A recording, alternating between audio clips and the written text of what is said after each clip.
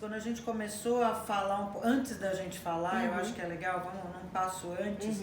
Quando você olhou para essa complexidade de negócio e olhou para essa necessidade que hoje o mercado traz de treinar muita gente o tempo todo e preparar as pessoas cada vez mais para suas funções, né? Imagino que esse é uma necessidade latente aí do mercado. Quais eram, né, antes de toda essa arquitetura, suas principais dores? Tá. Bom, a gente tinha muito claramente, né, alguns pontos de atenção, né? Acho que se eu pudesse elencar aqui os 3 principais, o primeiro, estruturas totalmente descentralizadas. Então a gente tinha estruturas de treinamento, cada uma olhando o seu negócio, né, que tinham nenhuma conexão uma com a outra. Então a gente tinha pouquíssima sinergia, então a gente estava fazendo as mesmas coisas repetidamente em lugares diferentes, com custos duplicados, porque a gente não tinha um olhar único para a raiz, né? Então o primeiro ponto para a gente era esse, como é que a gente usava inteligentemente a nossa estrutura a favor do desenvolvimento das pessoas. Então esse para mim era o ponto mais doloroso.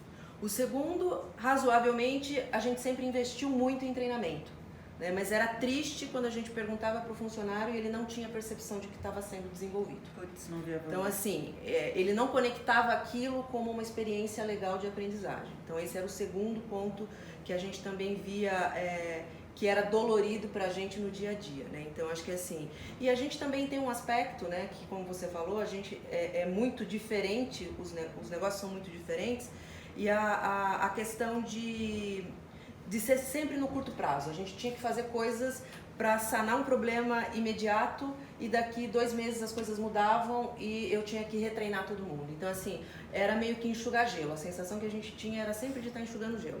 Né? Então, para mim, se a gente pudesse elencar, esses 3 pontos eram dores assim que a gente patinava e tentava solucionar e a gente não encontrava uma forma realmente razoável e inteligente de unificar tudo isso. Então, acho que há 1 ano atrás e todos os outros anos anteriores, a gente basicamente vivia este ciclo de uma forma muito viciosa, né? Até que a gente achou uma forma de vamos ter que sair disso, porque não dá pra gente se preparar, né? Como você falou, realmente a Raizen é uma empresa muito dinâmica. Você falou de energia. Até ontem eles estavam satisfeitos com a energia do bagaço da cana, agora eles estão comercializando a energia solar. Então a gente já tem planta aqui em Piracicaba para vender a nossa energia solar para os nossos clientes. Então, assim, que competência eu preciso para um cara que vai operar uma planta? A gente precisa meio que se antecipar a essas competências do futuro, e da forma como a gente estava, provavelmente a gente ia bater muita cabeça ainda para conseguir olhar isso. E gasta dinheiro, né? Com certeza. Gasta dinheiro. Com certeza. É muito engraçado, você estava falando de novo e eu vou remetendo.